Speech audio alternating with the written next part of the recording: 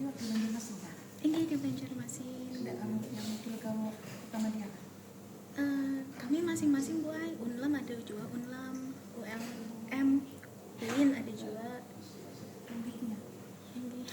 Assalamualaikum warahmatullahi wabarakatuh. Waalaikumsalam.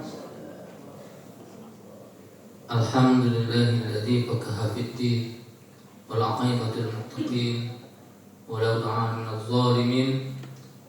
Assalatu wassalamu ala asyrafil anbiya'i wal mursalin sayyidina wa nabiyyina Muhammadin wa ala alihi wa ashabihi ajma'in, amma ba'd. Faqala Allah ta'ala fi kitabil karim wa huwa asdaqul qailin. A'udzu billahi minasyaitonir rajim. Yarfa'u alladziina aamanu minkum walladziina utul ilma darajat. Qala Nabi sallallahu alaihi wasallam, "Ma yuridillahu bi khairan yufaqihu fid din," atau kama qala Rasul sallallahu alaihi wasallam. Jadi kita kabupaten. Yang kami hormati kemuliaan para dewan hakim, Wakil kabupatennya sini. para peserta panitia, jemaah sekalian yang dirahmati Allah Subhanahu wa taala.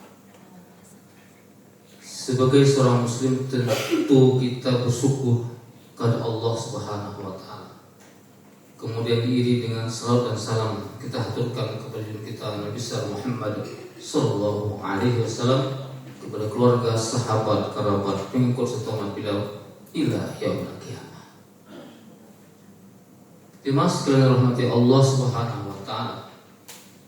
Sebagai abdi negara yang terpilih di sekian banyak peserta ujian tes CPNS, mesti kita menjadi suri tauladan yang baik untuk umat. Kita adalah pelayan umat. Kita adalah khidmat terhadap umat dan masyarakat dalam kehidupan dan berbagai aspek kehidupan yang lain. Masyarakat muslimin rahimakumullah dan yang hormati. Maka ada 4 hal yang penting dimiliki seorang abdi negara. Yang pertama adalah jujur, adalah siddiq. Yang kedua adalah kita mesti adil. Yang ketiga adalah ikhlas. Yang keempat adalah amanah. Masyarakat muslimin rahimakumullah, ini tidak berurut ya. Kalau tercatat di dalam sana jujur, kemudian kita adalah ikhlas, adil dan amanah. Pesan sekalian yang kami hormati, pertama jujur. Jujur dalam layanan, jujur dalam absen juga. Ini absennya jam masih ketapihan misalnya kan. Nah, Bang Bulik jam 10-nya datang. Ini kalau tempat saya namanya pegawai tinggi. Pegawai tinggi hari. Bahasa Banjarnya ceramah, Bang. Bapak Ibu rahmati Allah Subhanahu wa taala. Nah, ini ada lagi ikhtilas. Nah, apa ngaranya? Istilah yang sering disebut. Ini juga tidak jujur. Jangan lewat calon. Sekalinya seorang calonnya. Nah, ada juga. Bapak Ibu yang dirahmati Allah Subhanahu wa taala, Allah berfirman dalam Al-Qur'an, "A'udzu billahi minasyaitonir rajim. Bismillahirrahmanirrahim. Ya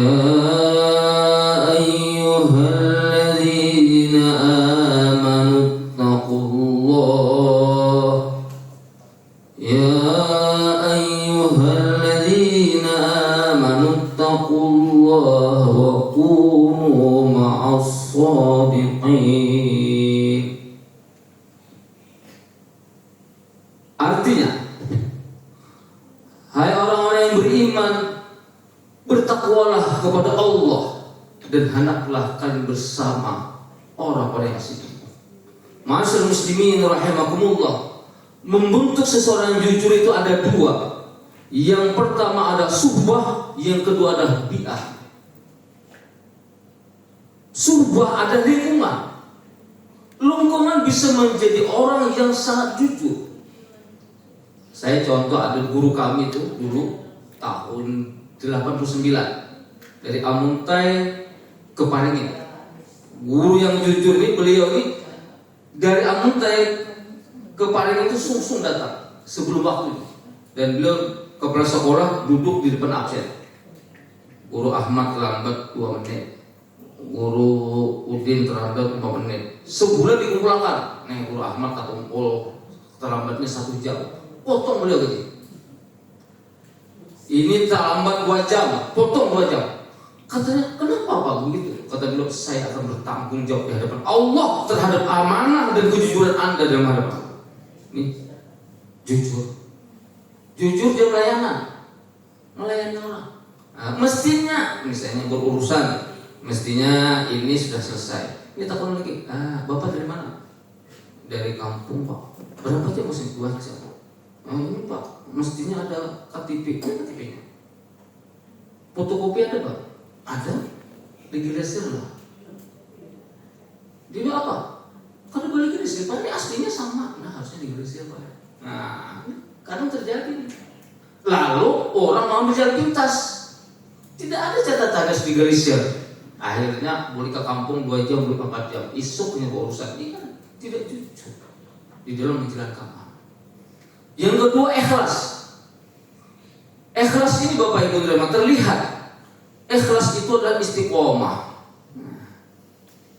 Jadi ada seseorang itu kalau ikhlas, apapun pekerjaannya jadi ringan. Tapi kalau tidak ikhlas, apapun pekerjaannya jadi berat. Contoh orang ikhlas itu adalah orang memancing, orang mengunjun itu ikhlas. Umpannya berapa karda? Umpannya 15.000 karawai. Nah, unjunnya harga 2,5 juta. Makan di warung 25.000. Kemudian apa lagi? Mesi minyak 20.000. Berapa modalnya dah?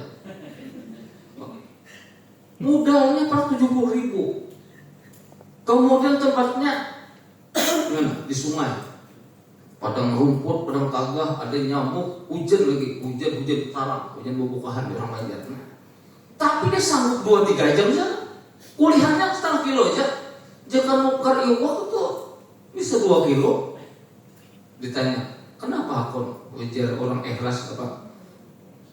Nyari jutnya ini kan ada berjual orang. Tapi kalau di masjid duduk, mah bisa kan wiridnya melacung dah. Nah, bisa ngejar dah. Tahu kalah mana lo kayak duduk wirid, hibak kalau masih kita bombayan boleh. Ini kan tidak ikhlas. Apalagi pekerjaan kalau tidak ikhlas melayani, mesti kalau ada cuan tidak melayani. Ini terjadi. Bapak Ibu yang dirahmati Allah Subhanahu Wa Taala. Kemudian adil. Adil ini kita melayani siapa saja, dari golongan mana, agama mana, tingkatan apapun mereka. Kita lihat dengan adil, ya kan?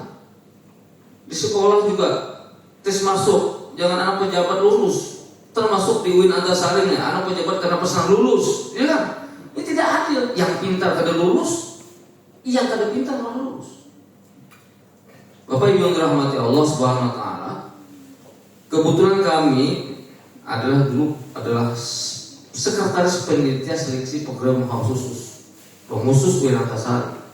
Maka setiap kali ujian masuk, saya sertakan adik saya sepupu saya untuk ikut tes. Walaupun dia tidak ingin program itu, supaya ada alasan saya tidak meluluskan pesanan orang. Ketika sudah tes selesai, ini Pak, ini kamu akan ulun. Ada titipan pejabat, ini anak ulun, ini anak ulun. Nanti waktu tes dia tidak lulus, maka datang. Kenapa lulus Pak? Saya bilang itu jangankan Bapak, adik saya juga nggak lulus. Supaya kita ada alasan untuk adil. Karena kalau tidak adil, tidak benar, maka kita bertanggung jawab di hadapan Allah Subhanahu Wa Taala. Kemudian yang keempat, amanah, akuntabel, hikmah dalam layanan, seperti yang telah disunahkan oleh baginda Rasulullah Sallallahu Alaihi Wasallam. Bapak Ibu yang dirahmati Allah Subhanahu Wa Taala, maka penting dalam kehidupan kita sebagai ASN, sebagai pegawai negeri melayani umat ini dengan cara yang telah disunnahkan Rasulullah dalam kehidupan keseharian beliau. Allah berfirman dalam Al-Quran, A'udzu billahi minasyaitonir rajim. Qul in kuntum tuhibbunallaha fattabi'uni yuhibbukumullahu wa yaghfir lakum dzunubakum wallahu ghafurur rahim. Katakanlah wahai Muhammad, jika kalian mencintai Allah, fattabi'uni, ikutilah aku, yakni sunnah baginda Rasulullah sallallahu alaihi wasallam. Yuhibbukumullah, pasti kalian akan dicintai Allah. Wallahu ghafurur rahim, dan Allah pengampun rahim. Yaghfir lakum dzunubakum, dosa-dosa akan diampuni Allah. Wallahu ghafur, dan Allah lagi Maha. Masyaallah muslimin rahimakumullah. Kenapa mesti kita mencontoh Rasulullah? Karena Rasulullah adalah uswatun hasanah. Sebagaimana firman Allah dalam Al-Qur'an, A'udzu billahi minasyaitonir rajim. Laqad kana lakum fi Rasulillahi uswatun hasanah. Sungguh pada diri Rasulullah SAW ada suri tauladan yang baik. Dalam hal apa kita teladani Rasulullah SAW? Itu terjawab dan soal kalimat 4. Allah berfirman dalam Al-Quran, A'udzu billahi minasyaitonir rajim. Wa innaka la'al khuluqin. Sungguh pada diri engkau terdapat suri teladan yang agung. Masyaallah muslimin rahimakumullah. Dan itu dikuatkan oleh sabda Rasulullah sallallahu alaihi wasallam. Man ahya sunnati faqad ahabbani wa man ahabbani kana ma'i fil jannah. Barang siapa menghidupkan sunnahku, berarti dia cinta kepadaku. Barang siapa cinta kepadaku, masuk surga bersama. Riwayat hadis yang diriwayatkan oleh Muslim. Para ulama menjelaskan bahwa ahya itu adalah hidup. Artinya hidup itu istiqamah bernapas dan istiqamah di dalam sunnah baginda Rasulullah sallallahu alaihi wasallam. Kalau dalam riwayat Imam Bukhari sedikit berbeda. Nabi sallallahu alaihi wasallam, "Ahabba sunnati faqad ahabbani wa man ahabbani kana ma'i fil jannah." Barang siapa mencintai sunnahku, berarti cinta kepadaku. Barang siapa cinta kepadaku, masuk surga bersama. Masyaallah muslimin rahimakumullah. Apa sunnah Rasul dalam layan? Rasulullah SAW pertama tidak membedakan orang lain. Yang kedua adalah sangat santun dalam kehidupan beliau. Yang ketiga adalah beliau menyayangi umat sebagaimana beliau menyayangi diri sendiri.